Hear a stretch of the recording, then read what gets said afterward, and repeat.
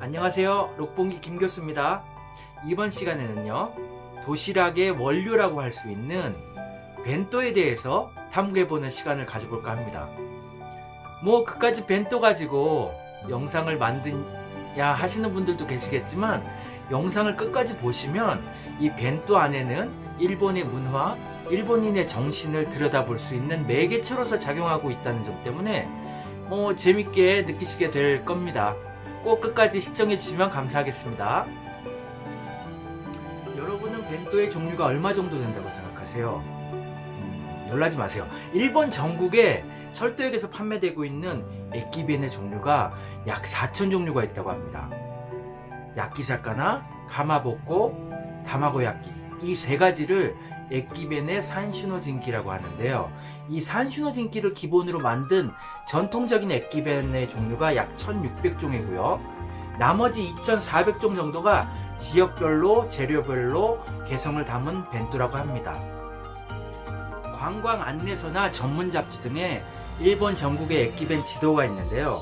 좀 더 벤또 문화를 연구해보고 싶으시다면 일본 요리의 메카라고 할 수 있는 교토에 들러서 직접 시식해보시는 것도 좋을 것 같아요. 일본은 어떤 분야든 상품이든 그 종류가 엄청나게 많아요. 벤또는 음식 재료에 따른 종류도 많지만 무코즈키 벤또, 엔게츠 벤또, 한게츠 벤또 등의 달 시리즈도 있고요. 리큐 벤또, 코에츠 미즈자시 벤또 등의 인물 시리즈도 있고, 그리고 대나무 벤또, 차바코 벤또, 야나기 벤또 등의 도시락통의 그 재료에 따른 벤또의 종류도 매우 많습니다. 자, 여기서 벤또의 기원에 대해서 간단히 알아볼까 합니다. 벤또의 기원은 16세기 아즈치 모모야마 시대까지 거슬러 올라갑니다. 벤또라는 것은 밥상을 아주 작은 상자 모양으로 축소한 미니어처 버전이라고 할 수 있어요.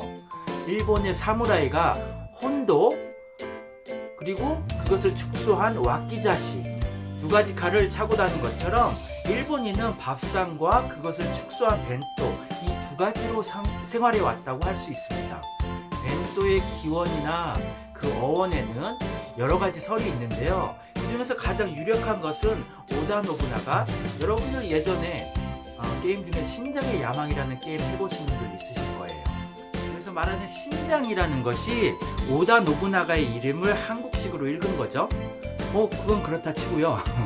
이 오다 노부나가가 전쟁터에서 병사들에게 식량을 균일하게 나눠주기 위해서 고안했다는 설이 있고요. 그리고 에도시대 중기에 시바이, 연극이죠. 시바이의 중간중간에 먹은 것이 시초라는 설도 있습니다. 벤또의 어원은요, 중국어 중에서 편리한 것이라는 뜻을 가진 삐엔땅이라는 단어에서 시작됐다는 설이 있어요. 어느 쪽이든 그 기원의 공통점은 음식물을 보다 좁은 공간에 담아서 간단하게 운반하려는 필요성에서 생겨난 것이라는 점이죠.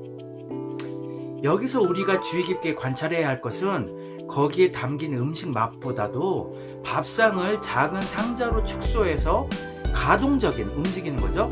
가동적인 음식으로 만든 일본인의 발상법과 그 기능적인 구조라고 할 수 있을 겁니다. 여러분들 일본 축제 맛질이라고 아시죠? 일본 축제에서 많이 보신 분들도 계실 건데, 많은 사람들이 들고 있는 이거를 뭐라고 하냐면요, 오미코시라고 합니다. 오미코시는 동네에 유명한 신사를 미니어처로 만든 거예요. 이렇게 커다란 신사도 미니어처로 만드는 일본인에게 밥상을 작게 만드는 것쯤은 별 어려운 일도 아니겠죠. 벤또라는 말을 준비해서 쓰기에 편하도록 맞춘다는 뜻에서 생겨난 것이라고 설명한 에도 시대의 류테기에 실린 어원서를 그대로 믿는다면 일본 문화 전체가 벤또 문화라고 해도 좋을 겁니다. 일본의 나이 드신 분들은 벤또 상자를 코우추라고 부르기도 하는데요. 발음 조심하시고요. 이 움직인다는 뜻의 행과 주방의 주자를 합쳐놓은 단어인데, 영어로 표기하자면 모바일 키친, 즉 움직이는 휴대용 주방이라는 뜻인데요. 이걸 보면 일본 사람들은 참 모든 것을 축소시키고 가지고 다니려고 하는 편의주의자라는 것을 알 수 있습니다. 벤또에 담겨있는 문화에 대해서 좀 더 알아보자고요. 이러한 축소하는 문화는 넓고 큰 밥상을 몇 분의 1로 축소해서 홋카이나 와리꼬 같은 조그만 그릇 속에 음식물을 담는다는 데 있습니다. 쯔메루, 꽉 죄어서 채우다라는 단어인데요.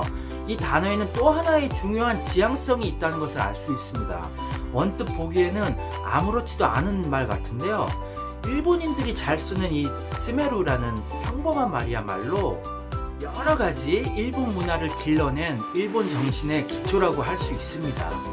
이 쯔메루라는 단어는 반드시 음식물에만 국한된 개념이 아니에요. 일본인은 무엇을 보면 이렇게 접는 부채처럼 접어버린다든지 이레꽃처럼 한 곳에 차곡차곡 끼워 넣기도 하고요. 아네사마 인형처럼 수족을 떼어서 단순화하려고 하듯이 크고 흩어져 있는 것을 보면 무엇이든 좁은 곳에 빽빽하게 채워 넣으려고 한다는 거예요. 그래서 쯔메루라는 말에는 다양하고 풍부한 의미를 함축하고 있는 거예요. 일본어 표현 중에서 사람들이 모이는 것을 츠메아우이라고 하는데요. 이 말은 그저 모이는 게 아니고 좁은 장소에 많은 사람들이 꽉 들어찬 느낌을 주죠. 어느 장소에 고정적으로 배치해서 근무하는 것도 쯔메루라고 하고요.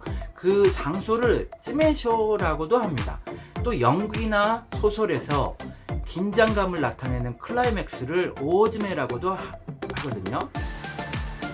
벤토 문화와 마찬가지로 한국어에는 쯔메루에 꼭 들어맞는 말이 없어요. 억지로 맞춰보자면 빈 곳에 무언가를 넣은 채우다라는 말 정도가 아닐까요?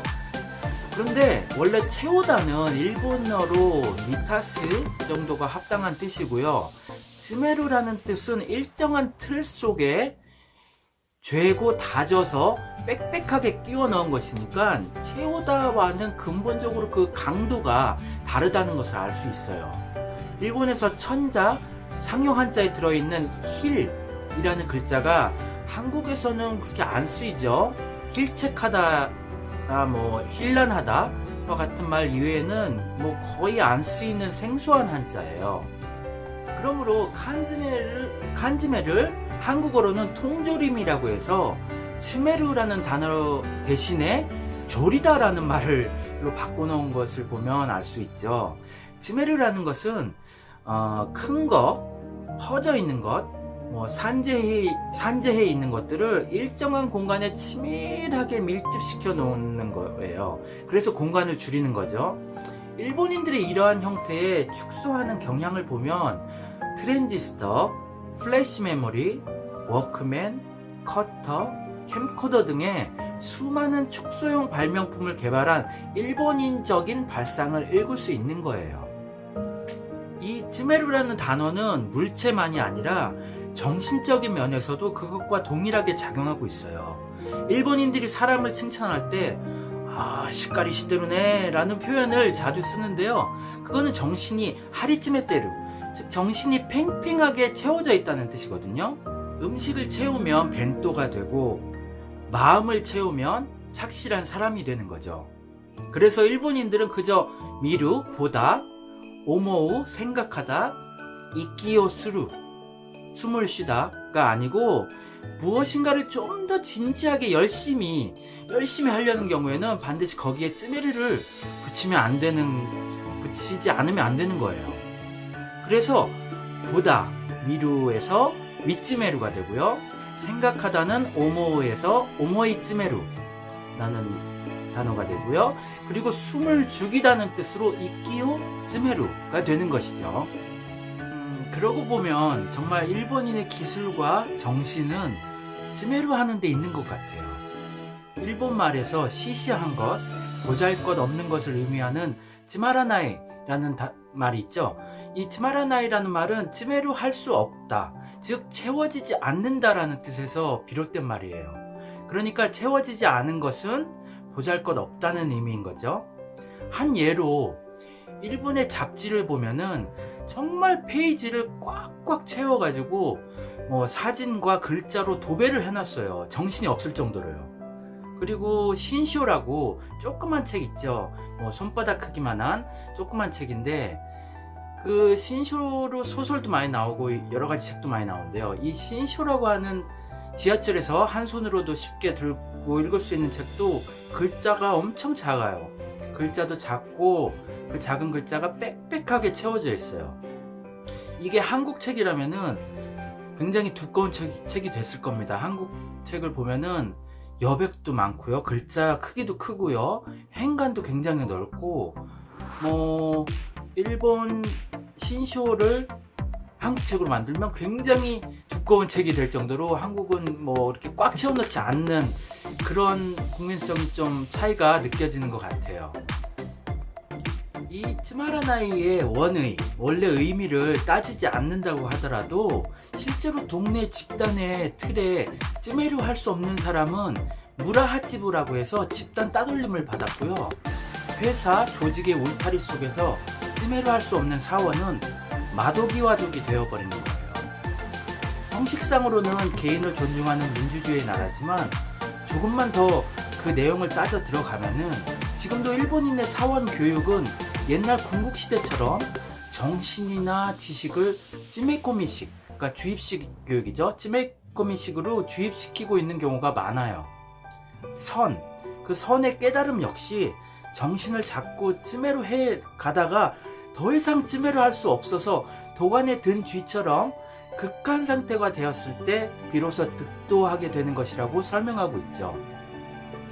자아의 고유성과 개개인의 다양성 위에 세운 것이 서구 민주주의임에도 불구하고 일본인은 개인을 집단이라는 틀 속에 찌메로해서 그 힘을 발휘하고 있어요.